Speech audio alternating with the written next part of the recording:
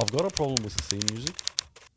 You got another problem. Well, the theme music, yeah, this stirring, soul-wrenching extravaganza, okay, leads the unsuspecting viewer to believe that there's going to be this massive, heroic appearance, and then you get us, and it's a sort of a letdown. and don't get me wrong, I mean, you've got that sort of Colin Farrell, Alexander the Great thing happening with the hair and okay. All right, just moving on. You know, hello, I've just captured Babylon. We're popping off to the pub at Persepolis, so we are. That kind of thing. Yeah. Yeah. Okay, But then it's us, and it doesn't go. Right. I don't like this theme music. All right. So you're thinking that we're letting people down and giving them false expectations of some sort. I absolutely believe that. Okay. And I was thinking, right, maybe, and because we can't use anybody else's music because we got wrapped on the knuckles last time when we exited with Pamegaypno Katerina, something like this, I've brought my own. Can't use someone else's music, make your own. So indulge me, I've got to move back from the microphone, you told me. Okay, all right. Last time there was disaster. Something like this.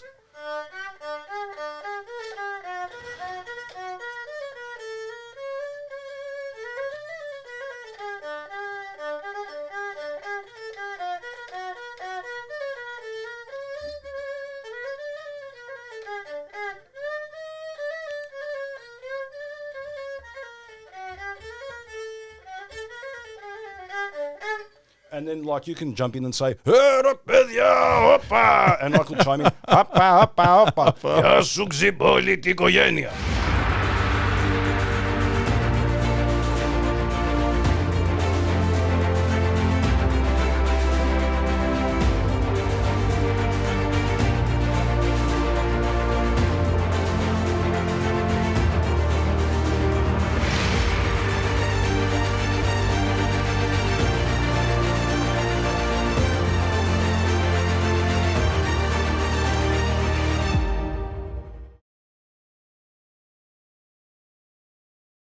Well, I have just gotten this instrument stuck in between the leg, so that's coming that way. And yeah, this is my pride and joy, Pete. yeah. So this You is see back home, everybody. yeah. This This is Chinese litter. This is the arhul, and arhul means two because two strings. Hu, and hu is the Mongolian tribe because it's a Mongolian instrument. Right. Okay. Not Chinese. Now, I'm aware of the fact that, and the brilliance of it, before we get to that, is the bow Yeah. is stuck between the strings, so that you use this side of the bow for that string and that side of the bow, but the bow can't actually leave the strings, No. which is great. You never lose a bow. Chinese have thought of everything. All right. So now I've got a few questions. One, how did they get the bow in between those strings?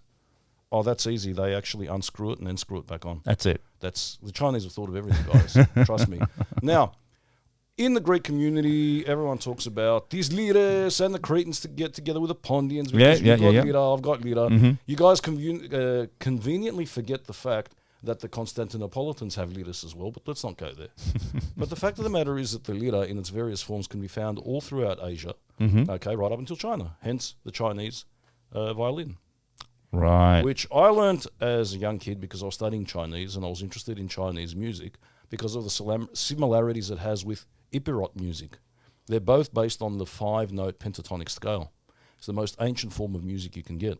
Sometimes when you play Chinese music, it sounds like Epirotica because of the scale that's used. Wow. But that's another story.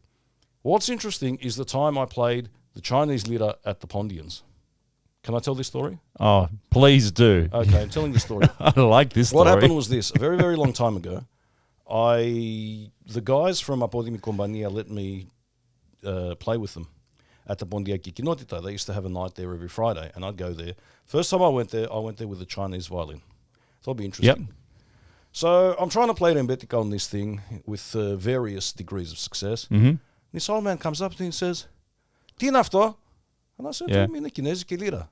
He looks at me and he says, "Μιλάς πολύ καλά ελληνικά για έναν Κινέζο." To which there can only be one response, and that response is, "Pondios είστε κύριε." Shots fired. So I'm thinking, one day someone should get together a couple of Lirarides from Crete, Pondos, wherever they're at. I mean, they play the lira in Sicily and in Calabria as well, by the way. And get them together with some Chinese urhuists. Yes. And see what comes from that jam. Because remember, Beijing is one end of the Silk Road. Right. Trapezunda in Pondos is the other end. And we forget that. We forget that we're also connected to the Silk Road. Yes. So that's that. And I submit that we must change our theme music to the Chasapo Servico of Karagiozis. Okay. For many reasons. Okay. Failing that, and because it is an immense strain to listen to that stirring theme music that you've chosen for us.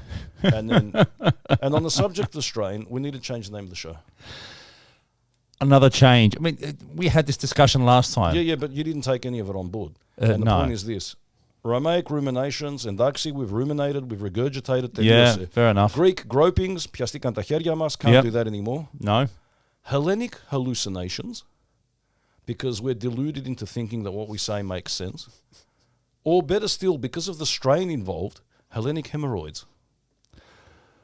Oh, gee. Back to the letter G. I hadn't even noticed. Just something to take on board during all production right, you know meetings, what? okay? If I'm in the editing studio, I'll think about it. But if you don't see any changes anytime soon, you know the reason why. Or we'll have words. I'm sure we will. We always do. So, it's been an interesting week this week. Okay. And I want to jump straight to it. And with screen number 1. Ooh. Yeah. Now, we mentioned him last show, but our mutual friend John Rarakis posted this on Facebook recently, and you reposted it, right? Yeah, and can I say, John, because I came over to your place on Sunday and I didn't get a free meal.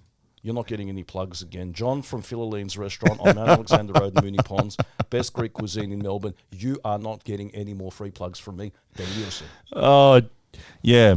But you're still getting them from me, John. Not a problem at all. Hear this. Νομίζω ότι θα σε ταΐσει. Well, I'm banking on it. Yeah, you bank. Anyway, back to this now. So this is an interesting organisation. I've never heard of this organisation before John posted this up. The European Paratroopers.org. Okay. And I think, like I told you a little earlier on, I did some research. Can't even call it research. Just looked them up pretty much on their website, and apparently they're based in Slovakia. Well, the first thing that becomes apparent here is Crete Memorial. It should be Cretan Memorial. Okay. Because these people are complete Cretans. Complete Cretans. Because if you have a look at the fine print, boys and girls, let us pay tribute to our fallen airborne brothers who successfully accompanied the first strategic airborne operation in history. And what they're referring to is 1941, when the Germans landed their paratroopers on Crete and caused untold misery to the island population. And this year is a particularly sensitive year because it marks the 80th anniversary of the Battle of Crete. This weekend, although the show will probably go to air sometime after that, we're celebrating here in Melbourne as a community that battle with various parades. The Archbishop's coming down to give a speech about the church during the Battle of Crete, various other ekdiloses.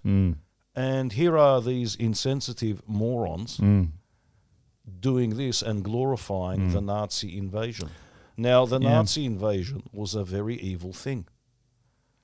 How dare they sully the memory of the valiant allies and the native population of Crete who afforded possibly the longest and most strenuous resistance of any other European nation against the Nazis. Everyone else capitulated pretty quickly. The Cretans wouldn't have any of it. No. There are photos where Cretans are actually unarmed, jumping on armed German soldiers and trying to disarm them. That's how courageous they were. That's how committed they were to freedom. And you go and do this and celebrate what? Barbarity, darkness, and unmitigated evil? Slovakia, of course, there was Czechoslovakia. Hitler famously took over the Sudetenland and then bullied the Western powers into occupying Czechoslovakia. And the Western powers did so to appease him. It was one of the greatest failures of Western democracies, was allowing this guy to do that. Okay, so the Czech Republic the Czech part of Czechoslovakia was absorbed into the Greater German Reich. And Slovakia became a rump satellite state, ostensibly ruled by a Slovak priest, Father Tizo, I think his name was. Right. And they were collaborationists. Right. So these were people that were on the evil side during the Second World War. Yeah. And this is just sick. Well, this is thoroughly offensive. You know what? I mean, the poster and their emblem, it almost makes it look like some sort of official military event.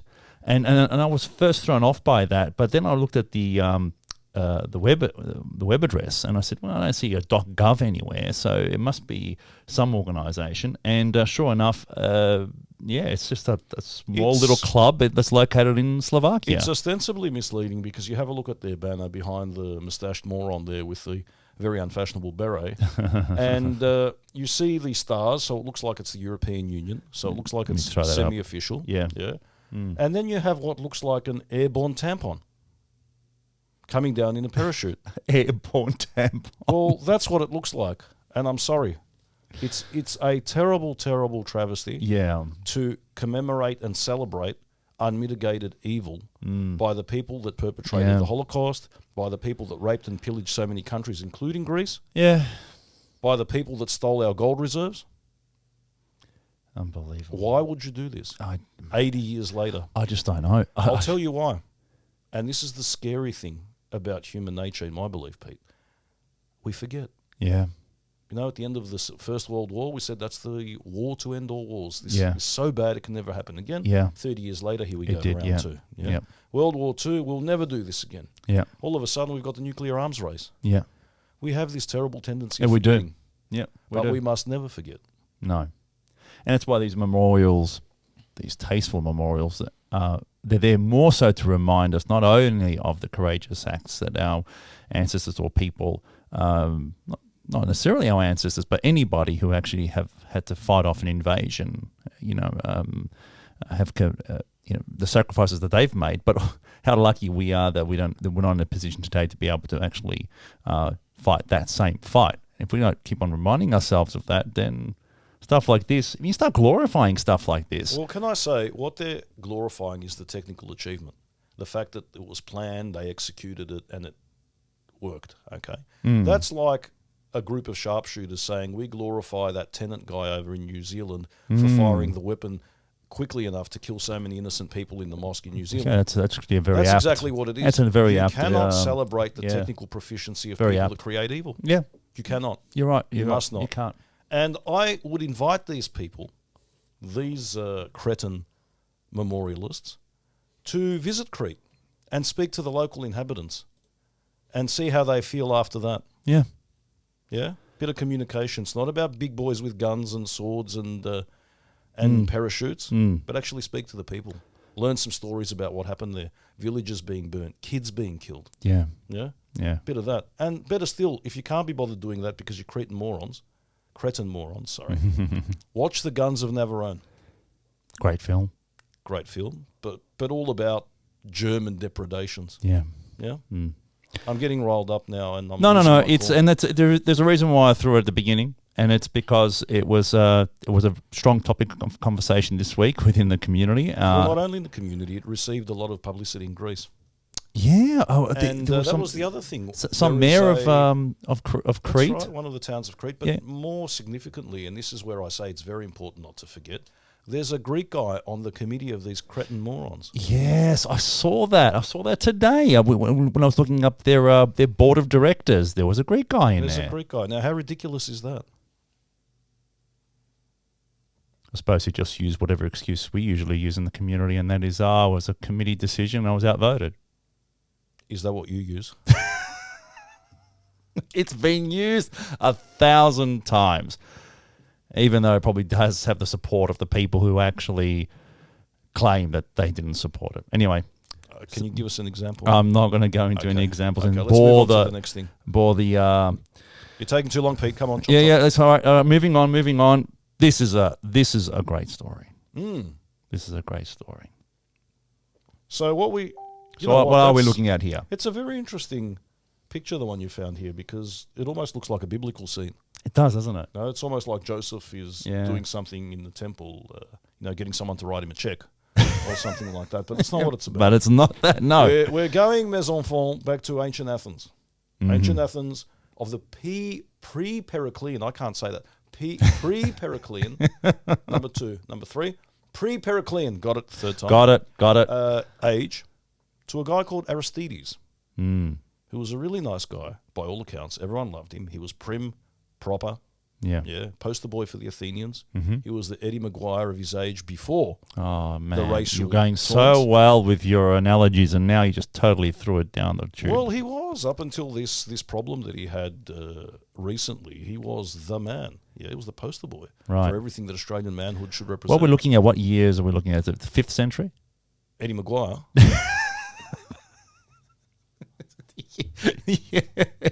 No, Aristides here. No, Aristides, prefiro mais. Yeah. Well, Aristides, yeah. Persian Wars. So before Pericles, as we said, I'm not saying pre, yet better thought, but before him, around about the time of Themistocles. Right, around that era, yep. So a very just man, very prim, very proper man, a very patriotic man. Mm-hmm. And the ancient Athenians, even before Big Brother boys and girls, invented the idea of voting people off the show. So the way that you dealt with internal dissent in Athens, instead of allowing things to fester and everyone becoming all passive-aggressive, not talking to each other the way you would in a Greek silo. Yeah. Okay. What they do is every so often they'd have a vote. They say, okay, who don't we like? Mm-hmm. It's like a popularity contest in reverse. Yeah. Write their name down on a piece of pot because paper was not invented yet. Mm-hmm. Okay. There was plenty of broken pots around. Write the name on a piece of pot. Whoever gets them the most names gets voted out of Athens for 10 years. That's called ostracism. That's where we get the word ostracize from. Right. Ostrakon is a piece of broken pot. Right. Exostrakismos is this process of ostracism. Okay, I did not know that. So they were going through this process, and a peasant, enter the peasant there why is he wearing a headcloth? I think the artist was confused. But anyway, peasant in the red, and he wouldn't have been wearing red because red would have been a very expensive colour. Right. To have in ancient times, because the way they used to get it was from the murex shellfish in Phoenicia, and you needed tons of these to do anything, which was why red was the colour of royalty. So whoever did this picture, all wrong. Beside the point. Peasant comes up to Aristides and says, can you help me write a name? And Aristides, being prim and proper and always willing to help, the first Boy Scout in history, says, yes, of course, my good man. Why are you wearing a weird cloth? Are you an Israelite from the Bible? Having heard the answer no, said, what name would you like me to write? It says Aristides. Right. And Aristides gets taken aback and he says to him, why do you want to write that name down on there? And he says, because everyone calls him the Just, because his name was Aristides Odhikios, Aristides the Just. And I'm just sick of hearing about this goody-goody two-shoes that everyone's going on about. They're so just and just this and just that. And bugger him. I don't want to hear about it anymore. Right. Now, Aristides could have done what I would have done, which is written his own name down. He could have written an enemy's name down that he didn't like. It is said that he didn't like Themistocles at one stage because they were fighting over the same young boy, because they did do these kind of things in ancient Athens. They did. That was just, we accept that that's what they did. But he didn't do that. Instead, he faithfully wrote down the name of himself on that pot. Great story, man. I love that story. Yeah, he was exiled for his troubles. Yeah. So exile means 10 years outside of Athens, but you can live anywhere. And he chose to live in one of the Athenian colonies in Thrace. There were a lot of them. So it was Athens away from Athens. It's like getting exiled from Greece and coming to Melbourne. That's the kind of thing we're talking about. Okay. And while he was in these colonies, instead of being bitter about Athens, and we've seen many Athenian turncoats in history, like Alcibiades, who then leaves and goes to the Spartan side and leads all sorts of conflict and problems. He encourages all the colonists to send soldiers to Athens to defend Athens against the Persians. What a great guy. What an utter twerp. Twerp? He could have exiled, but the vagaries of history, had he tried to exile Themistocles, had Themistocles been exiled, we wouldn't have had the Battle of Salamis. We wouldn't have had thousands of schoolboys confusing the Battle of Salamis with the Battle of Salami. His con is good. None of this would have happened. I just love the fact that the guy turned around and said, okay, not a problem at all, and actually wrote the right name down. I know. It's ridiculous. And the great thing is archaeological discoveries support this point of view because they've dug a number of these ostraka and they found the names of Pericles. He came along the scene later. Yeah. Themistocles, Miltiades, Cimon his son, and Aristides. Amazing stuff. Amazing. But somehow none of Sakis Rouvas. Not yet. Mm. Not yet. But, I think there might be more than one broken Ostrakon, one broken pot with his name on it, I think. Just hasn't been discovered yet. And you know that they also invented certain other things. For example, they would set the ostraka alight, and that would be known as smoking pot. Too far? Too much? Yeah, I'll pull back. I'll pull back. Yeah, now, I know. That's bad even for me. My next question is this: What were you smoking when you claimed that this guy's Greek, Mr. Tony Bennett? I'm hurt. Well, loves Our great singing. crooner, guys, legendary crooner Tony Bennett. I hate crooning. I find it boring. I hate that kind of elevator music. Right, It's not my thing. not your thing. I like the theme to Karagyosi. Yes, Tony Bennett has Greco origins. right. Now, You who have are to the Greco- explain that because everyone's saying he's Italian, right? He's from Italy, isn't he? Italians would say that. Italians think everyone's Italian. No one's Italian. Everybody Greek. Everyone's Greek. But the point is this. Southern Italy, since ancient times, was colonized by Greek tribes. One of the things you did, if there was, and Greece was a poor country, and it always has been. Soil can't support a large population. Population gets too large. Civil unrest, off you go and found a colony. Yeah. All of Calabria, Puglia, and Sicily, most of Sicily, was colonized by ancient Greek tribes. That's right. Yeah. So both Ionic and Dorian. And Calabria especially, full. And the Greco people are descendants of the Greek inhabitants of Kato Italia, which they used to call Megali Elada, Magna Graecia, Big Greece. And even today, there are villages. In Calabria, the Greek language has mostly died out. There's only a few very small villages where it remains. In Apulia, there are a few more, and in Sicily, it's gone altogether. But right up until Mussolini's time, Mussolini did a lot of work to try and eradicate the Greek language from Italy. Really? A lot of work, because it was all part of that unification, everyone, one people, one race. Oh, that one was civilization. that's right. You're right. That was a big thing back Yeah, then. Back and in also the day. also because there was urbanization, people were migrating to the big cities. They weren't isolated anymore. The young people stopped learning and speaking the language. It's known as the Greco language. It's a form of Peloponnesian because we know that during Byzantine times and even during the Ottoman times, people from Albania, Epirus, Peloponnese, especially Mani, these areas would go and settle in these places. So the ancient population was constantly being replenished by new arrivals, and they've got their own dialect. It's infused with Italian grammatical forms. It's infused with Italian pronunciation. It's written in the Roman letters, Right. but it is identifiably Greek. And one of the most famous and populous villages where they still speak Greco or Grekanica is a village called Kalimera. It's actually called... It's called Kalimera. Kalimera. Okay. Yeah. And the Greek government has sent teachers there to teach them, and there's this discussion about whether they should teach them their own Greco dialect or proper Greek. Okay. No one's sure. Some of the students are very proud of their Greek origins and they learn the modern Greek. Others say, well, look, we're Greco, that's a culturally distinct thing from the modern Greek, therefore we prefer to do that. So they've got to figure that out on their own. Now, Tony Bennett comes from the village of Podargoni. Well, his dad did. He migrated to America from Podargoni. Yeah. Podargoni is a Greek village where they spoke Greco up until the start of the 20th century. They don't anymore. Podargoni comes from the Greek podagyros, which means fast. Okay. Okay? So yes, he is of Greco origin, like many, many other people. Wow. Has he ever discussed it at all? Or Oh no, he says that he comes from that village and that the people there are Greco. They identify as Greco. They don't speak the language anymore. It's kind of like a lot of Greek Australians. Yeah.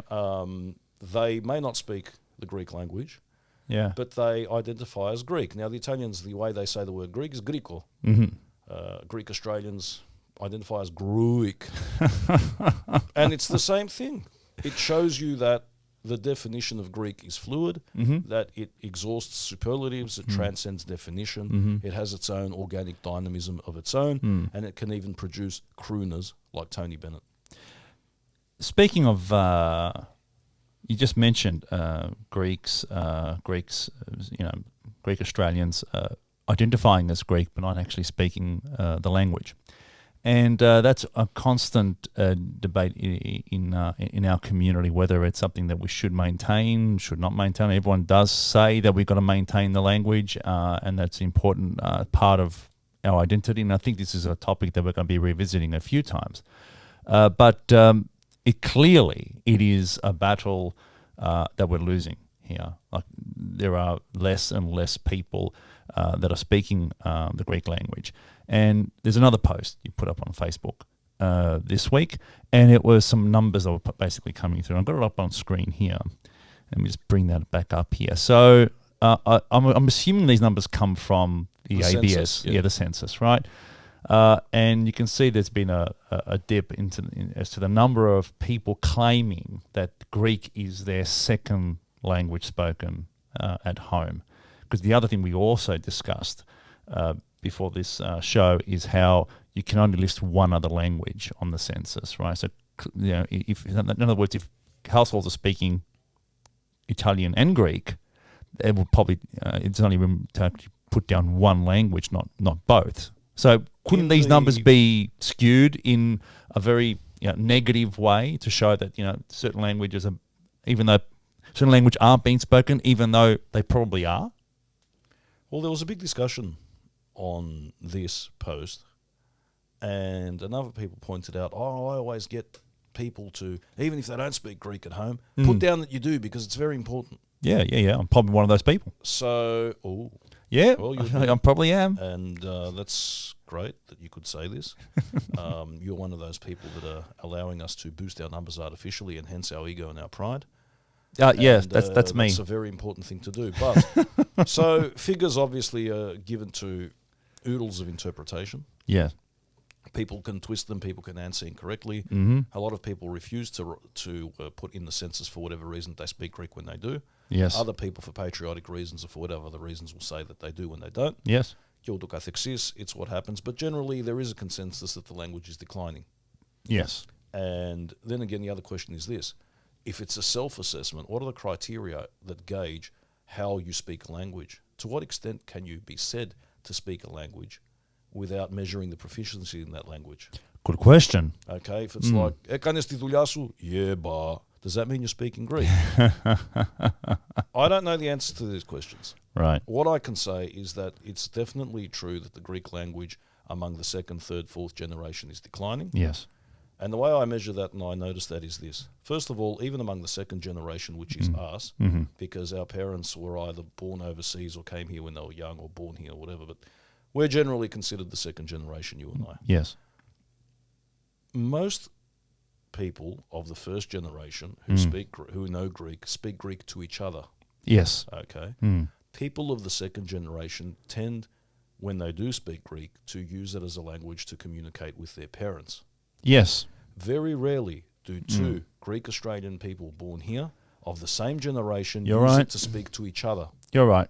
There's a social context. Yes. And the social context is, if you speak Greek to a person of your own generation and you're not from the first generation, that is considered weird. It's not done. It's just a social convention.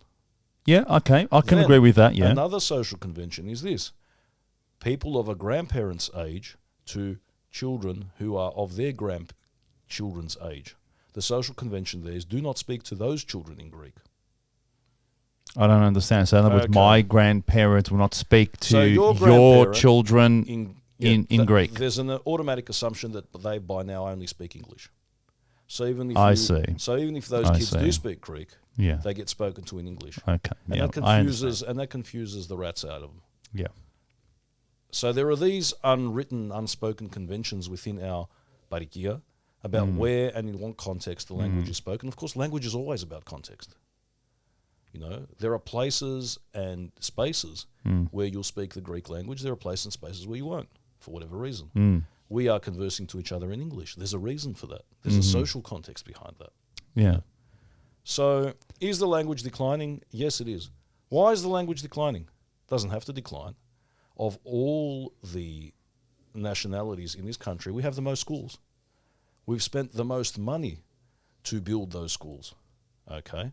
So basically what we're looking at is a failure of our institutions. Because what are we actually teaching? In the beginning, it was all about creating an identity, perpetuating the language. Then it was all about making money out of it and making Greek language acquisition fun and easy. Okay? Yeah. And I remember Greek teachers telling us, well, you know, we work for certain providers and they tell us don't mark homework incorrect or don't set homework because that makes the kids sad and we want them to want to come to Greek school. It's almost like an entertainment thing. When did that happen? That didn't happen during my time. No, this was after our generation. Yeah, because I'm telling you now.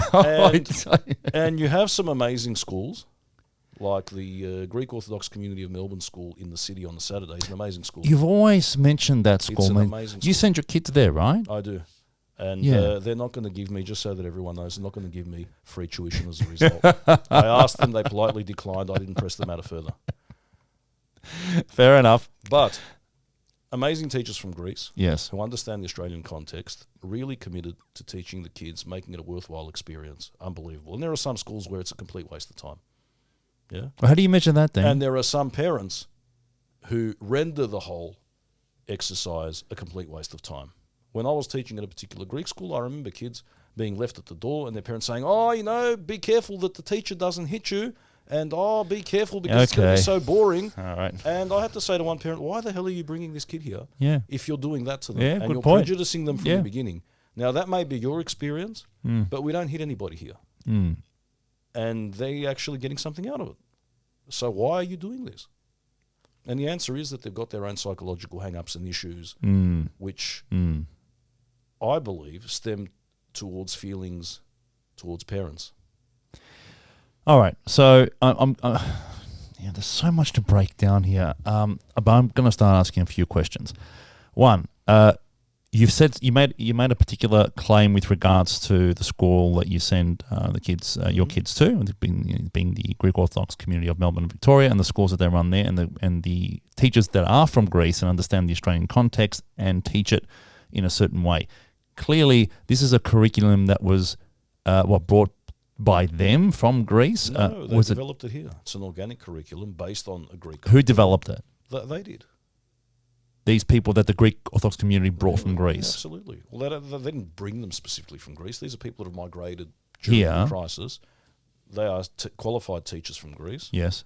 They've developed or adapted the curriculum from Greece to suit the Australian environment. Right. And it works. This is not a curriculum that's adopted Victoria or even Australia-wide, I would imagine. Well, this is another point. When we talk about aspirations and, I hate to use this word, KPIs. Yeah. Nothing wrong with a good KPI. Oh, there absolutely is something wrong with a KPI. You know what KPIs can do. They can go and KPI themselves. But okay. What do we want out of Greek language education? Every school does its own thing. It does, There is no consensus what we want to do. There is no common syllabus. There is no common aim. It's an unregulated within the parikia industry where everyone just does whatever they want. Aren't you supposed to do it to fit with what VCE, modern Greek, is well, supposed to in year do? 11 and 12, that's what you do because you have to. Because at that stage, yes, you know, the people that make it that far, which is increasingly less, enrollments in that are falling drastically. Yes. Okay. Agreed. But everywhere else, no. Right. So who defines that at the VCE level? Is it just the education department and the Greeks that work for the education department? This is VCE well, it's Greek, the same right? with each language. There needs to be criteria. Right. They do all that. They do all that. Okay. All right. So what is the criteria for success in your opinion? What makes how it's taught at the GOMCV? GOCMV? Yes, the GOCMV. What actually... GOCMV I like. I think we're going to adopt this. The GOCMV. What actually makes... What specifically did you see, method-wise, that they do that's different to everybody else that works? Because it's very hard for me to imagine what you mean by contextualizing it for the Australian discourse. Well, put it this way. If you are going to speak a language, that's the measure of its success. If you feel comfortable in using that language in a social context, that is the measure of its success. And you see that happening at being spoken. You see that happening at the when you MV speak schools. a language, that is the measure of how that language will be spoken and what will happen with it. If you're not speaking the language, and if you're merely learning the language because mum and dad want to go shopping of a Saturday and they need to leave you somewhere, or because you've stayed over with your Yam Papu, because if your Yam Papu don't take you to Greek school, no one else will, that is not the success. That is koro devomaste. Okay? It is speaking the language, finding a use for it. That's the context. Right now, we're losing the battle for context because even though we have organised institutions, even though we have a lot of functions, most of those functions are functions that exclude children or which don't find a place for children. True. Okay, and when they do, they're usually up on the stage dancing. That's right. And there's no communication. Well, there needs to be a facilitation for children to be able to communicate with the rest of community in Greek. Well, yeah. And remember, that's not an easy thing because we're being brought up in an Anglo-Saxon monocultural country. Yes. Where the monoglot culture pervades everything. Anglo-Saxons do not allow the pervasion of other tongues. They don't learn other tongues easily like other Europeans do. So we're living within that culture, trying to keep our own language alive, and that is very difficult. It is. Admittedly, I get the distinct impression that you were probably very good at Greek at school. I was completely abysmal at it. And I had major issues in speaking it. Spoke English at home to both both parents. Mum was born here, Dad was born overseas, but he spoke to my mother in English. And I can tell you that it wasn't until I got involved within the Greek community, like getting on to these committees and so forth, where I realized I really had to up my game with regards to Greek. And it didn't actually happen by me going home and reading a whole lot, but just immersing myself within the community and all the Greek that's basically spoken. And you had no choice. If you wanted to convey something, you wanted to push an agenda, a thought, you had to, the better you could communicate in Greek, the better chance you had of being able to get what you wanted across the line. So there's your context right there. You found a context which is the opposite of the cretinous parachutists. You know, the parachute drops down. You're buoyed in terms of your Hellenism by all the hot air generated in these internally boring community meetings where you're talking and producing absolutely nothing. Well done. Oh, yes, of course. I would not recommend that. Well, I would not recommend that as a way of actually trying to garner the enough energy to learn the language. There must be a better ways of doing that than actually being berated by people 30 or 40 years older than you because of, or even worse, patronized.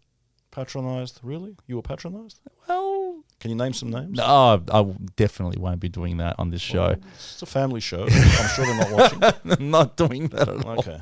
All right. You know what? We could discuss this further, but I'm going to lighten the mood a bit here because, again, going back to one of your posts, I'm going to talk a little bit about this very grainy picture here. Roy Orbison.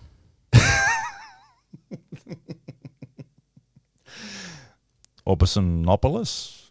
No, Roy Orbison. Roy Orbison? Okay. Actually not. No. So who is he? Who's this guy? Yeah. Many people don't know. Have you seen The Shawshank Redemption? I have. And you remember that horrible warden? What was his name? Samuel Norton. You know what? I've got a picture of him here. You got a picture of him? Because there he is. That's the bit where he starts talking to Raquel Welch and asking her where Andy Dufresne has That's gone. Right. Pulls the poster off. And spoiler alert. Sees it there. There he is. Now, flick back to the previous one. It's the same guy. Same guy, man. Okay. So this is a warden, right? So this is Warden Samuel Norton. And what many people don't know is that in the film, Warden Norton commits suicide because of the financial bad things that he's done that Andy Dufresne's been doing for him. Yeah.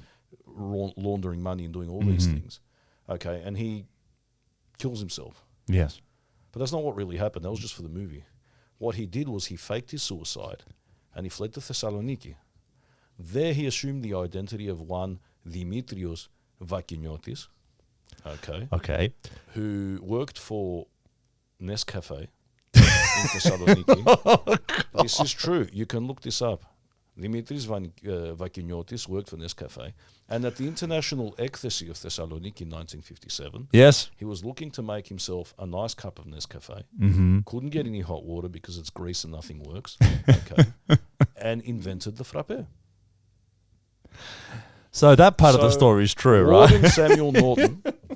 I mean, they look as if they've been separated at birth. Now, okay. Again, yeah. That is Dimitris Vakiniotis, and that is Dimitris Vakiniotis. Yeah, that one is. Yeah, this one is. Okay, and the other guy is the Warden Samuel. Yeah, Norton. Listen, I don't know how you came up with the thing, but the frappe story is a great one. And I like it. He invented the frappe, and thousands of Greek Australians, partake of the frappe. Yes. As an integral gesture affirming their culture. Yes, this is true. You go to Oakley and have a frappe. Yeah. I hate the frappe. You don't have a frappe? I can't stand the frappe. I will not have the frappe. I'm old school. I want my Greek coffee. Your Greek coffee. And I want to have it quickly, and then I want to move on with my life. You're missing out, man. You're missing out. The pontification which is involved with drinking this horrible thing. I don't know if we can continue the show anymore after that revelation.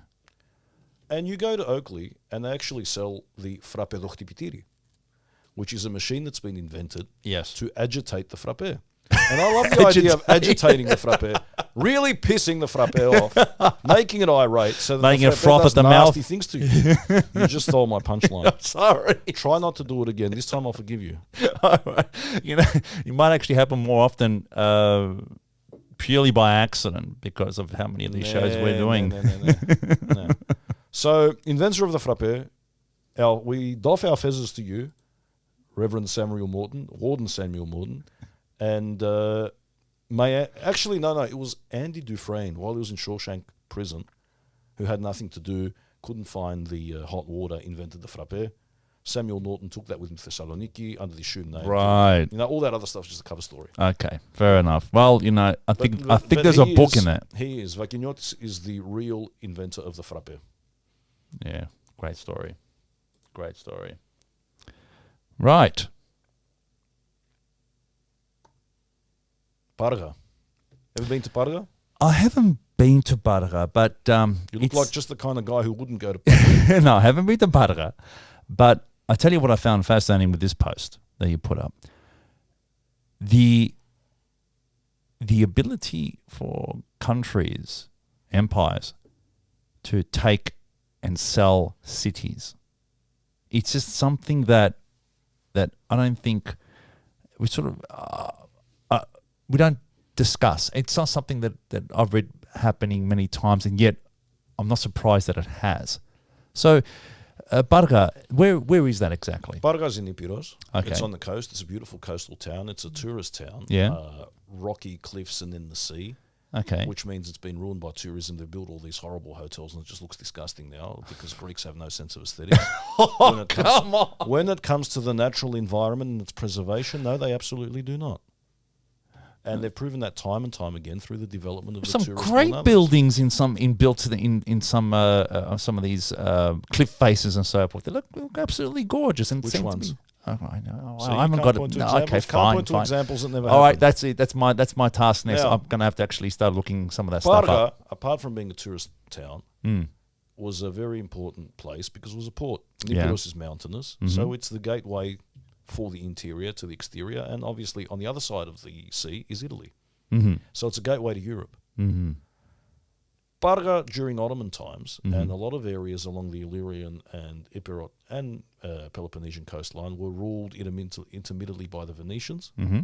When the Venetian Empire fell thanks to Napoleon, who Maniets believe was Greek and came from money because I've heard this. Corsica. Yeah, you would have heard the story. We should talk about that one day. We will. It should be called the delusion of the Maniets. Oh, gee. Do you know what Kolokotroni said about the Maniets? Yeah, that was another post of yours. Kolokotroni said, "Οι Maniates λησμονούν τα πάντα δια τα γρόσια." They forget everything for money. Well, isn't that a good thing for if you're a Maniet? I don't know. The way I read it, you can read it two ways. One is that just money hungry, or the other thing is give me some money and I'll forget I saw that. Give me some money and I'll forget I saw this show. Some money. I love the pun. So, but no. Napoleon takes over Parga from the Venetians, and it's held for a few years, and then obviously Napoleon loses after the invasion of Russia and all these other things. It's the French Empire. The British move in for the kill, and they take most of the empire, the French Empire, back. So Parga, a few other areas, the Ionian Islands, taken over by the British. Yeah. So the British hold on to Parga, and the British obviously in communication with the Ottomans, and they have a good relationship with the Ottomans. Yeah. They need to. That's the gateway to the east. And they decide in 1819, you know what, Parga is an asset. We own Parga. We're going to sell it to Ali Pasha. And Ali Pasha is the bloodthirsty tyrant of Yanina. He's an Albanian from Tepeleni. He's the guy that the Suliotes didn't like. He's also an interesting guy because all of the major captains of the revolution, or not all but most, were trained in his court. And he eventually tried to create an independent kingdom, and the Sultan ordered his death and he was killed. Right, I did not know that. It is arguable that if Ali Pashas did not have this independent streak, then they would not have received the military training and the connections that they required in order to create this new country called Greece. So again, how history has a flow-on effect. Wow, man. I had no idea that they were actually trained there. The official language of the court was Greek. So that was the first time since Byzantium that an official language, not an informal language, an official language of the state was Greek. Yep. Okay, Ali Pasha's court. But I've lost my train of thought boarding at the station. What are we talking about? We're talking about Ali Pasha and Parga. Yes. Yeah. He even commissioned epics in Greek. For example, his fight for the Suliotes, because the Suliotes were just recalcitrant. And let's exhaust some myths about the Suliotes, mes enfants. Suliotes were fearsome warriors, but also Suliotes were a pain in the ass, because Suliotes people would go to all the other villages and they didn't care whether you were Greek, Muslim, whatever, and just say, give us money. I want money. Suliotes? Yes. Because they didn't grow things. They survived on exporting their military skills and plunder. So they had all these other villagers paying them tribute, and if you didn't pay them tribute, they would do bad things to you. Like a protection racket of sorts. Well, that's what it was. Suli was an organised protection racket. And how long did this go on for? Ages. But then Ali Pasha got sick of them. Okay, right. And there were various wars, and they had to leave, and that's been written into the Greek narrative of the revolution because they were independent, the Suliotes. They didn't want to be under anyone. They just wanted to do their own thing. Yeah. When he defeated the Suliotes, he commissioned an Albanian guy called Haji Shakreti to write the Ali Pashiad, like the Iliad, modelled on the Iliad, the Ali Pashiad. Wow. In Greek, in the colloquial Greek spoken in Epirus at that time, an epic poem of vast amount of verses extolling Ali Pasha. That would be done on purpose for his propagandist reasons, no and doubt, for his own reading pleasure, because there's nothing better than curling up in bed with a good book, which is all about how great you are. I'm pretty sure it has something to do with it. I've written some really interesting books about how great my hairstyle is in my time, and I enjoy them thoroughly and utterly. So, while that's all going on, right? Parga. Yes, Parga. Apart from the people that live in Parga, all these refugees that are leaving Epirus because of the wars between Ali Pasha and everyone, because Ali Pasha was the Saddam Hussein of his time. You just look in the wrong direction, he gets offended, tries to kill you. All these people living in Parga at the time when the British say, okay, Ali Pasha, how much do you want for Parga? 2 football cards and an Xbox, no worries, here's Parga. They all decide to leave. Right. So this painting shows that, 1819, the embarkation of the Greeks of Parga. They all went to Kerkira. And the reason why they went was they didn't want to stay in beyond Ali Pasha. They disinterred the bones of their ancestors to take them with them. Man. It was to that level. Yeah. Eventually, some of them came back after Ali Pasha was killed, but not all of them. A lot of them stayed in the Ionian Islands. They went elsewhere. So, yeah, you asked me the question, how can you sell a city? But you remember after the First World War, they were apportioning out colonies. Yes. The top part of New Guinea was German, and then the British got that, and Australia ended up administering it. Yeah, there were. But selling it, I don't know something. Tanzania was a German colony and they took over that. So no, they can swap and play around with colonies all the time because this is just child's play to these people. Selling they are commodities. Yeah. And people are commodities for imperialists. Yeah. We don't like imperialists on this show. Is that just one of the rules we've got now? Well, I refuse to have any imperialists on the show. Right, okay. I'll keep that in mind before we actually organise our first guest. Because, you have that, what do you call it, the waiting list. And I've struck all the imperialists off it. Okay, fair enough. Yeah, it's a huge waiting list. That's absolutely huge. Prince Philip wanted to go on the show, and when we told him no, he didn't recover from that. Too much? I don't think so. That was a good one. I like that. Now, speaking of, I don't know, imperialism, there is a specific. Well, there is a certain date this week. Is it today? Is it tomorrow? When you posted something on the sack of Constantinople. Okay, you'll have to be specific. There was the sack race of Constantinople. And then there were two major sacks of the city. Okay. Right. We always focus on the 29th of May, 1453. Yes. Which was the day of mourning. It was when the Sultan took over the city and Byzantium was destroyed. And that was the last time there was a Greek-speaking independent state, apart from Principality of Pontus and Morea, which lasted for a little bit of time, and Crimea, which was the last one, the Greeks of the Crimea. Right. But apart from that, the empire, everything vanished. What we don't know was that there was a previous sack in 1204, which arguably was an even worse sack. It's the Fourth Crusade that came through. The Fourth Crusade. Yeah. And what we're looking here is, I think that's Delacroix's painting of the entry of the Fourth Crusaders into Constantinople. Yeah, it's a great painting. Which was a terrible, terrible, terrible, terrible thing, which we will never forgive the West for, because they're evil imperialist scum. Because you have the West, you have the East. We are our own version of, if you like, European civilization. Yeah. Based on Greco-Roman civilization with an infusion of Christianity. We developed something very vibrant, very original, and very unique. Yeah. If it was not for this civilization, the ancient texts which form the basis of Western civilization would not have survived. Correct. The Renaissance wouldn't have happened. Yep, you're right. Yeah. Theology wouldn't have been developed to the extent that it was. Yeah. A culture of learning. The first ever university was not in the West, it was in Constantinople. Yeah. It was called Pandidactyrion, which means university. Okay? Very vibrant empire. And then what you get when you have this very vibrant, very strong empire is that you have the West, Western powers, trying to appropriate that. Yeah. This empire had a Roman identity because it was a continuation, it was the Eastern continuation of the Roman Empire. Yes. People spoke Greek, but they felt that they were Roman because they were part of that legacy. Then you had the Westerners who also said, no, we are the Romans. This is Germanic kingdom, Charlemagne. And that's right. And then you had a schism between the churches over doctrine and over the Pope's right. 1053 or 1054, I think it was. Okay. 1056. Ima διάβαστο σήμερα. Doing well. Over the Pope's primacy and a few other points of that's right. Yeah, the creed and all these other things which we won't trouble the viewer with. Because they're actually quite boring. But what it does is it creates this situation where for the first time East and West are not communicating. Yes, you have a West which is always trying to belittle the East. The Easterners are effeminate. You can't trust them. They're crafty. They're greedy, and all the stereotypes which have ever since been applied, what we call Orientalism. Yeah, the West belittling the East in order to dominate it, come from that era. Right. Edward Said, who was a famous Palestinian philosopher, wrote about colonialism and Orientalism. He wrote the essay Orientalism about the West and how they tried to diminish the East in order to colonize and dominate it. And he left out Byzantium altogether. It's the major flaw in his analysis because they are the roots. We even see it with the Romans trying to present the Greeks as effeminate in ancient times, but really this becomes a thing during Byzantium. Right.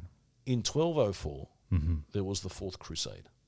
How did the Crusades begin? That's another thing where we see that the West dominates the discourse. The Crusaders were the knights that went to the Holy Land to rid the Holy Land from the evil Muslims.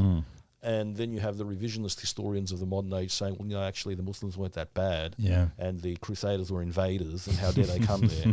And what no one gets is that the Crusades were a reaction to the Emperor Alexios Komnenos, Yes. who took over Byzantium at a time when there was great infiltration of tribes coming in from the Turkish tribes coming in from the east. Yeah. And he appealed to Christendom saying, brothers, help, otherwise we can't hold on. Yeah. And the Pope issued a call for people to help. Yeah. And the whole idea was come and help us in Asia Minor, and then do whatever you want after that.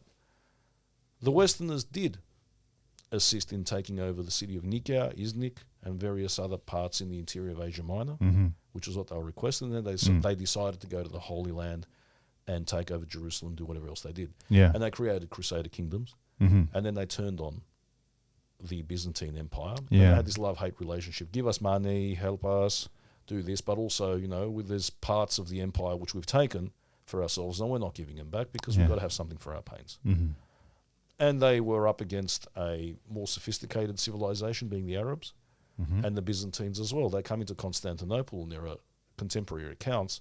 They're amazed at what they see. They haven't seen so much gold before. They haven't seen so much sophistication. They haven't seen women being afforded such a prominent place.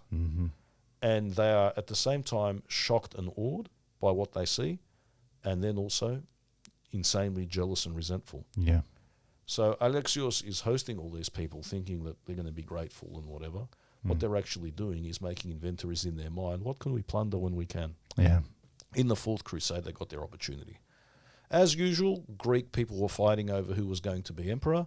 You know, we fight here in Australia in our clubs about who's going to be president. Yeah. Over there it was who was going to be emperor. There was a family squabble, and each part of the family was asking Western factions to support them, and indebted and getting themselves in debt in the process.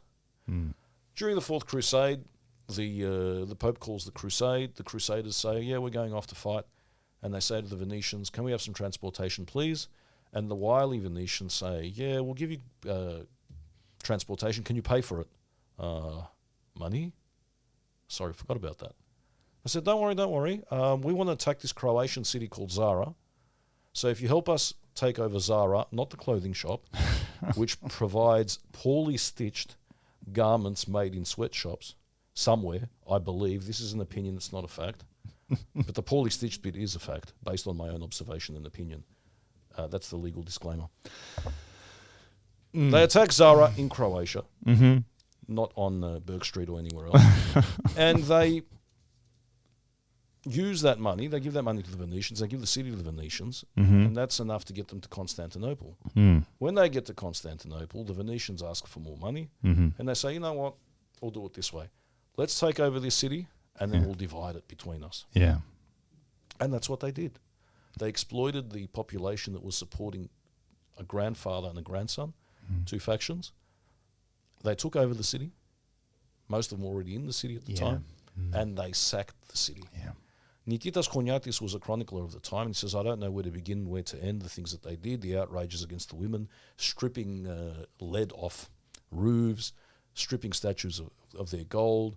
He talks about a harlot, he used that word, being put on the patriarch's throne in the great church of St. Sophia, the altar being stripped of its silver, apparently it was a silver altar, and the whole place just given over to complete robbery. So the city was divided between the Venetians and all these other people that took part, and then the Byzantine Empire fragmented. So part of the ruling family went to Epirus and set up what was called the Despotate of Epirus.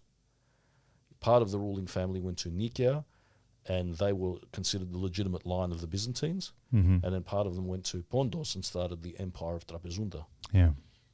And then these small remnants of the Greek Byzantine state started fighting between themselves until 60 years later, Michael Paleologos, who was fighting the Bulgarians, happens to be in the neighborhood of Constantinople.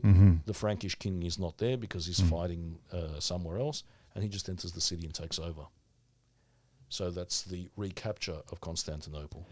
But by that stage, this place is a shadow of itself. Yeah. Everything of value, ancient artworks that have been there since its founding in the 300s AD have vanished. Precious manuscripts have gone. All of the wealth of the city is gone. All of the architectural beauties are mostly gone, looted, pillaged, taken away as spoils of war. And if you want to get an understanding of what was taken, all you need to do is go to Venice. As soon as you land in Piazza San Marco, you will see in the corner of the Church of St. Mark a porphyry statue of the 4 emperors. Wow. Okay, which were the original emperors during the time of the foundation of Constantinople, just before. Wow. Okay, you will find the 4 on top of the roof, the 4 horses, the 4 bronze horses from the Hippodrome. What you see now are copies. The original ones are in the museum. But right up until recently, the original ones from Constantinople, from the Hippodrome, because they were mad about horse races in Constantinople, are there. You go inside the great church, and you see the Pala d'Oro, which is this massive gold altarpiece, started with precious stones and icons, and that's been stolen as well. There are chalices, you name it's there. Everything was taken away. Constantinople was a shadow of itself. It never recovered. Yeah. It was so weakened by all of this effort to defend itself, come back. The Turks had exploited the power vacuum in the meantime. Yeah. It was never able to fully recover. From the 1260s, when Mikhail Palaiologos comes back, up until 1453, it's no longer a world player. It's a shadow of itself, limping slowly and painfully to its grave. Apparently, the city was by the time Palaiologos basically came in, it had a third of the population it did before the sacking. Yeah, because that's the other thing. They persecuted the Greeks, the Franks. They demanded that they join the Catholic Church. Yeah. They persecuted the Orthodox Church, and this was one of the main sticking points. The main article of faith and identity for those people was their Orthodox faith. Yeah, that's right. Okay, that was something that they did, and obviously a lot of people fled to the free areas. Some people couldn't, but they were second-class citizens in their own homes. It was the first example of Western colonialization. Wow. Talking about imperialists. So, yeah, imperialists not allowed on this show because of 1204. Understood. So, and as you said, that, and from what I've read as well, that contributed significantly to its fall in 1453. It was the major cause. The place was exhausted. Yeah. They couldn't come back. Yeah. So, you also posted something about this guy here. What does this guy look like to you? Revolutionary. He's got the long hair, and most importantly, he's got the mustache. The mustache, that's right. And he's got what looks like a fustanella. I can't see that bit. Can you read the inscription at the bottom? Tafel i Butzi. Oh. Tafel Buzi. Buzi, I saw an eye there that actually wasn't there. When we talk about freedom fighters, yeah, you know, there's Kolokotroni, there's Karaiskaki, there's Athanasio Diako, king of the Suvla. There's Odysseus Androutsos, who switched sides a couple of times, because that's what he did, depending on who was upsetting you at the time. And we talk about how Philhellenes, Man Alexander Road, many ponds. No. His Iraq is just going to be a common feature of all our episodes. We're re-Iraqising the re-Iraqis. Well, what we're doing is this. Philhellenes, you have your Italians, you have your French, some of them, you have your even English. Richard Church was one of them, great man. And you even have your Serbs, you have some Bulgarians, you have Russians, and other Western people who go there and have a bit of a look. But Albanians are generally considered to be on the other side. You know, you have the Turkalvani, you know, those harsh people that took the side of the Turks and were their enforcers. Okay, and there's a lot of them. Omer Vrioni is one of them, who was at the siege of Missolonghi. He was an Albanian Muslim who fought for the Ottomans. And there were a lot of them. Tafel Buzi started off as a compatriot of Ali Pasha. He was born in Tepeleni, which is in northern Epirus, which is now in Albania.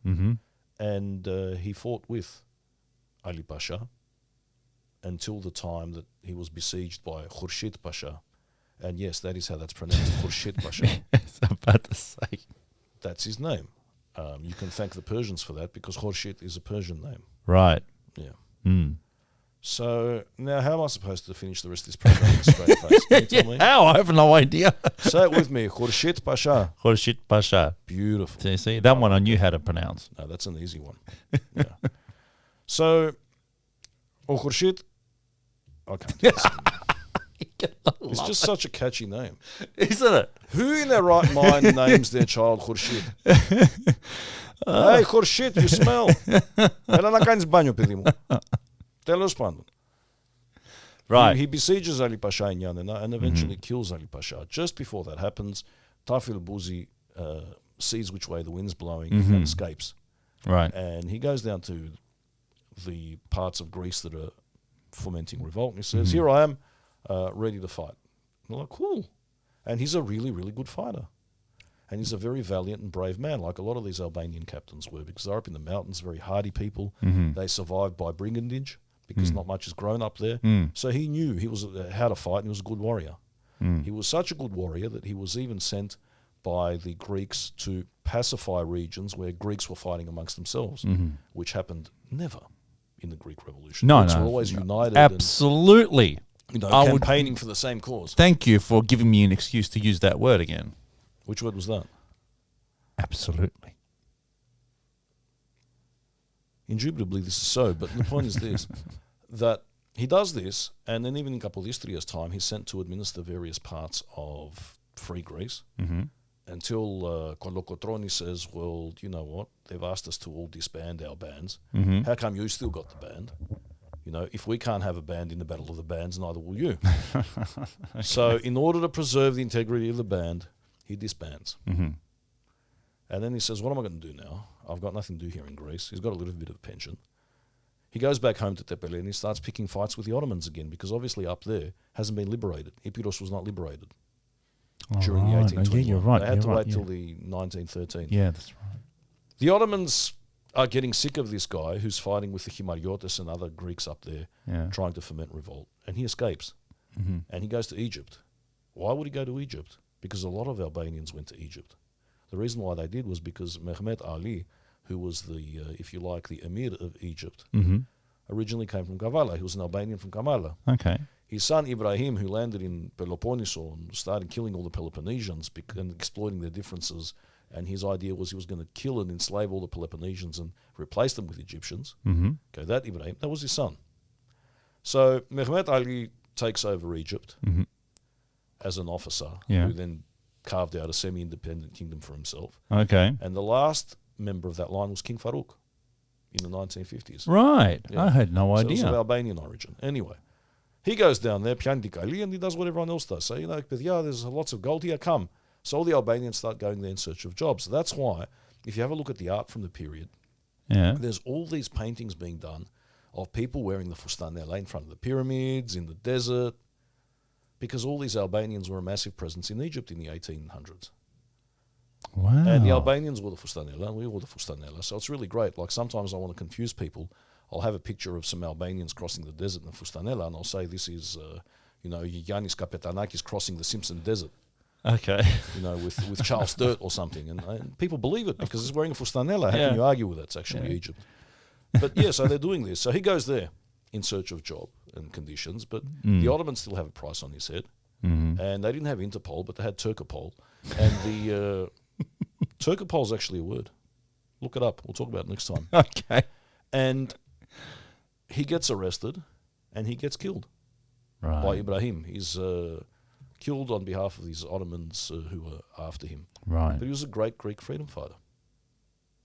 And there's a statue of him in his hometown of Tepeleni. That's that there.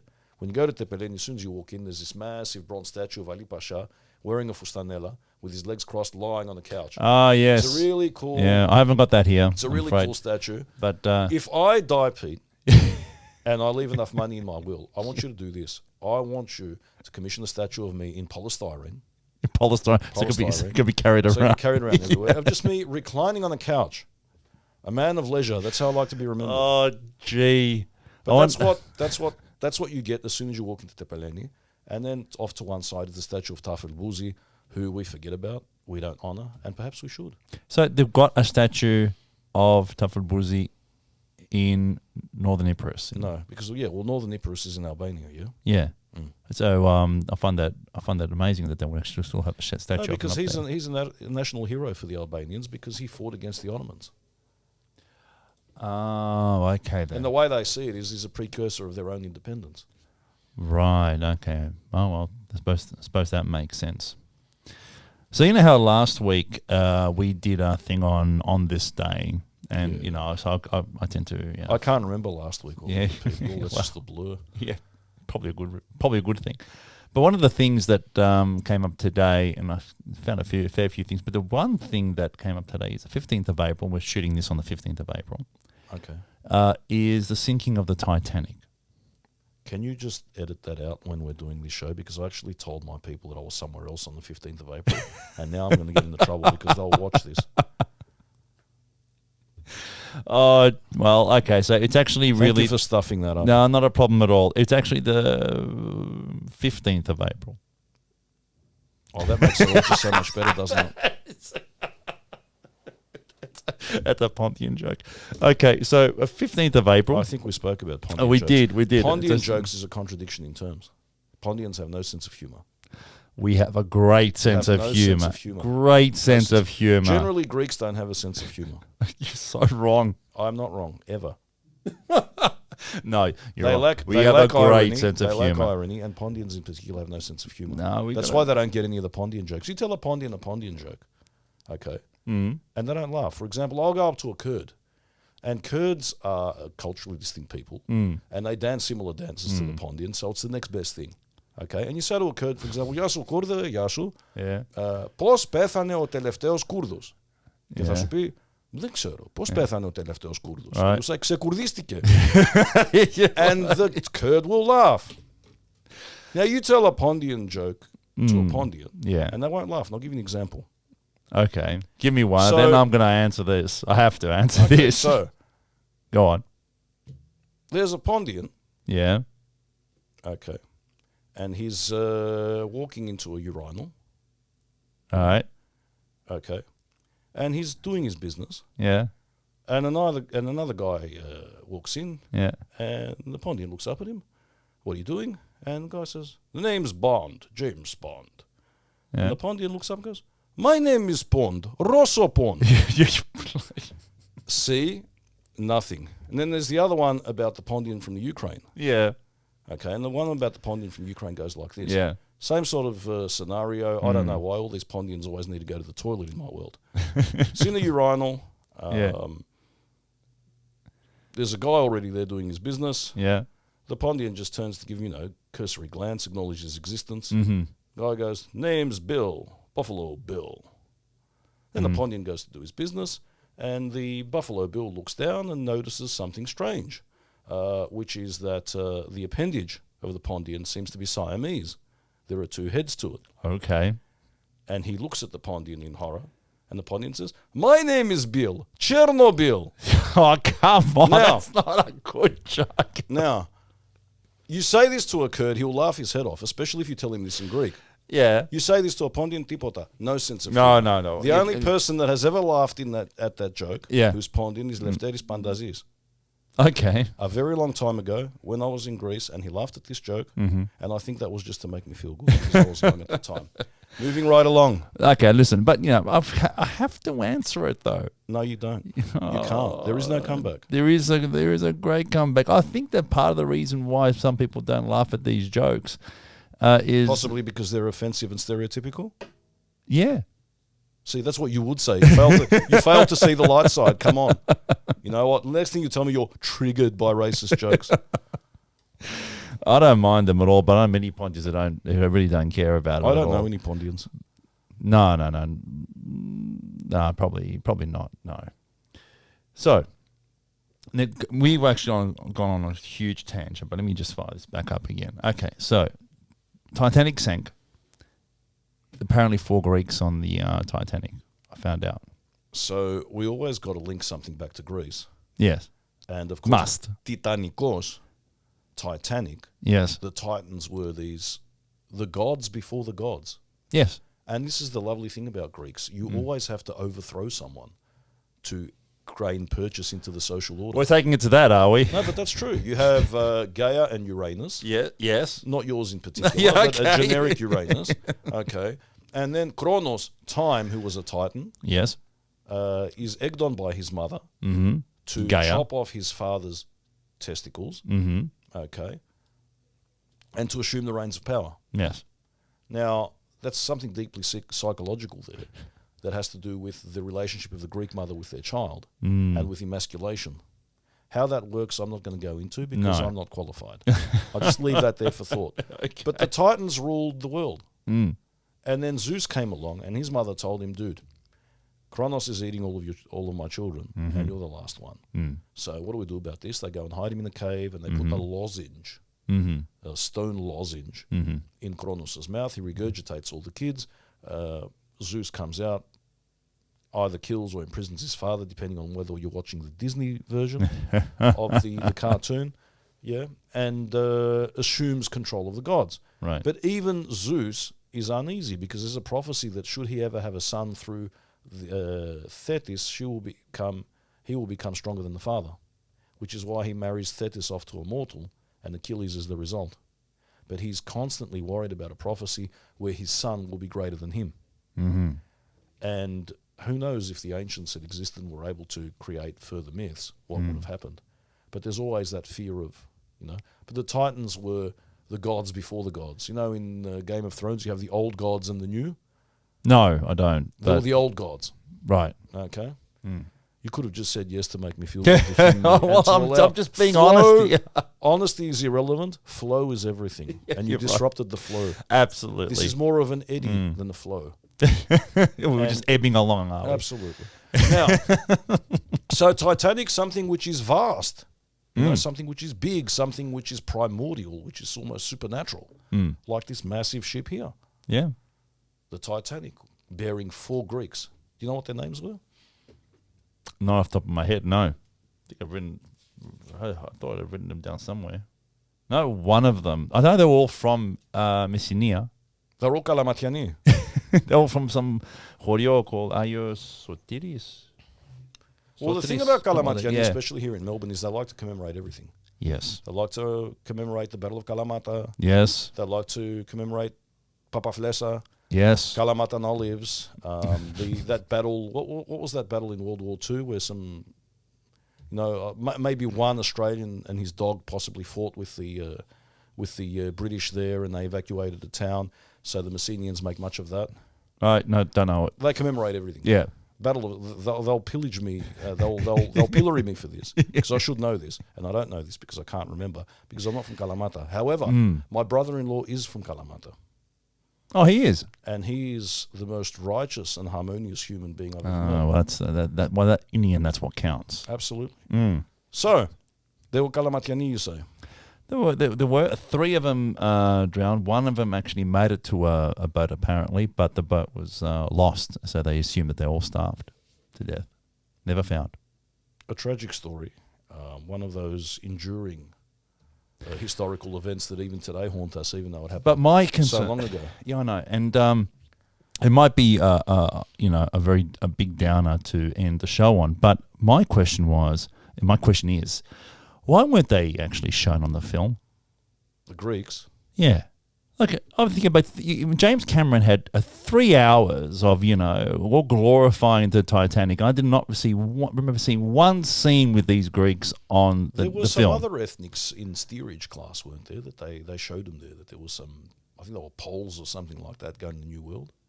Yeah, Or am I confusing that with another film because I fell asleep during the movie? Oh, you fell asleep during the film. I found this movie so boring and so irrelevant. I struggled to stay awake, and I finally We succumbed. fell asleep too. Yeah. It was a mistake we made. We thought we'd go Sorry, watching Gold speaking in Coast. plural, I'll just hasten to say that I did not fall asleep with this man during the movie. I fell asleep separately on a separate occasion. It was not the 15th of April. I was not with him at the time.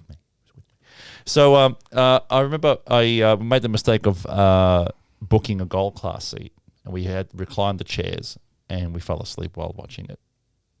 So I don't remember much of the film, to be honest. I don't believe in gold class because I believe in the classless society. It's part of my Bolshevik roots. And I went there because I was told to, and I fell asleep. Mm. And I woke up during the bit where he's saying, "I'm the king of the world." Oh, you woke up during that bit. And you didn't miss the... And money shot. I said to myself, well, this is wrong because I am a Republican. And we can't have these. You can't have the king of the world, huh? Yeah, that's A. B, and most importantly, that final was towards the end. They're in the water. Yeah. And what's that woman's name? Kate Winslet. Kate Winslet. Yeah. No, Leonardo, sell me this pen, Caprio. Yeah. Gets off, gentleman, allows her to get on the crate. Mm-hmm. And Leonardo freezes to death because it's icy water. Mm-hmm. And that horrible, selfish, self-centered person has not got the decency to say, you know what, Leo, sell me this pen, Wolf of Wall Street Caprio. How about we take it in turns? 15 minutes me in the water, then 15 minutes you in the water. And that way, maybe we'll both survive. Or maybe if it was one of those brothers. Or, because I love you so much and you steam up somebody else's car windows. Yeah.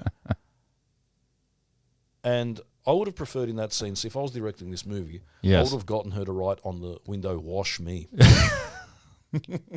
And then you can infer from that whatever you want. Is it the car that's dirty? Is it their consciousness that are dirty? The world is your symbolic oyster. Yes. You can turn it from a Hollywood blockbuster into a film noir. And the best way to do that is by just turning the bloody thing off. They should get you. They should get you to start writing spoofs for films. I think you'll be masterful at it. See, this is something which hurts me very deeply. You don't take what I say seriously. Oh yeah, of course not. Not only do you do that, but you allow this unserious approach to what I have to say to be filmed and then exposed to the rest of the populace. And if this is the way you're going to conduct yourself during my show, I would rather interview myself, if that's okay. Well, we can always arrange for that. Yeah. Yeah, absolutely. What we'd have to do is we'd get a cardboard cutout of me to put where you are. Yeah. And I could just talk to myself and berate myself. Or we can just shoot you twice. One when you're on that side and one when you're this side, and we just splice them together as if you're interviewing yourself. Now that is an idea. Me and I don't talk. Yeah, well, we've been through this. I don't know how the two of you get along. We have creative differences. Yeah. We've been to counselling. Yeah. It's best if we're apart. Okay. All right. Now, we've got an issue. We still have no outro. I know it's a recurring theme on this show, but see, the problem with the outro is this: I thought we had a really good outro last week by Miguel no Caterina. Yeah. And then I got flagged by the nincompoops who said, "Oh, if you ever make money, as if we're going to make money." Yeah, as if we are. We want profits because seriously. And I conceive of saying goodbye in different ways. Obviously, we can't use the "So Long Farewell" from The Sound of Music, because Julie Andrews will be knocking on our door. Christopher Plummer's dead, so that's okay. But I've heard she's vicious. I haven't heard anything, but I'll take your word for it. She's a vicious lady when it comes to these things, policing irrelevant podcasts. And I love Stratos Dionysio. Oh, Two okay. reasons. Stratos Dionysio has the longest earlobes in Greek music. Mm-hmm. They're massive. Okay. Yeah, you should watch sometime. I will after this show. And he had this song, «Εγώ που ήμουνα Θεός, θα φύγω τώρα σαν τρελός, θα φύγω σαν κυνηγημένος». Right. Because he's a lover, he used to be her god, and now she's rejected him, just like, Kronos cut the genitals of his father Uranus, and he stopped being a god. Mm-hmm. Okay, it's kind of the same thing. «Εγώ που ήμουνα Θεός, θα φύγω τώρα σαν τρελός, απόκληρος». Although in order to get the music right, he says «απόκληρος», and puts the emphasis on the wrong syllable. Right. Apokliros. Mm-hmm. Yeah. But you can do that in music, though, can't you? Pikramenos and bitter. So I thought, could we do this? Yeah. And then you said, no, we can't, because then we'll have his sons knocking on our door. And Angelo's been here. He was at Kinisi for a long time, singing here during the crisis, earning a crust, honest toil, and did a very good job. And he's a good singer. Both the boys, Angelos and Stelios, they have tones which remind you of their father. Mm-hmm. They're good singers in their own right, but they have that thing which you can see a lineage of song there. Okay. And so we can't sing that song. So No. I thought I'll play it as the outro. Okay. But We could do that. with this caveat, budgerigars, Yeah. they can either talk or they can fly. Mm-hmm. But they can't do both because their brain is too small. I, musically, am the same way. Okay. Being a violinist by trade, I can't sing and play because I've never had to. Mm-hmm. So I won't sing. But you play. I'll play. Do you want to sing? I'm not singing. 'Cause I don't know the words of the song. I should have written them down. You I told you, Erop imuna theos. Yeah. How Greek is that? I, who was once a god. Of course you were. You were a Greek god. What do you think you were? And then that passive-aggressive, oh, you hurt me. Thafigo toras antrelos. I'm going to leave like a crazy man. As if there is any other type. Yeah? Yeah. Thafigo sankinigimenos. Persecution complex. Yes. Yeah, you can't get more Greek. No, than you that. can't. So, with my Chinese instrument, All right. and hoping that I remember the notes because I've just forgotten everything. Erop imuna trelos.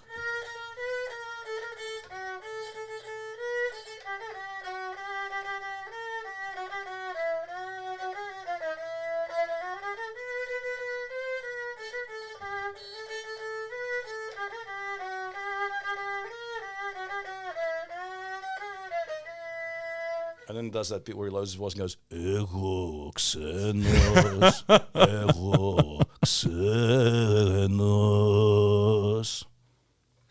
That's a great outro. I don't think we'll repeat this experience. No, probably not. Well, until next time. How's about that? Xeretias. See you later.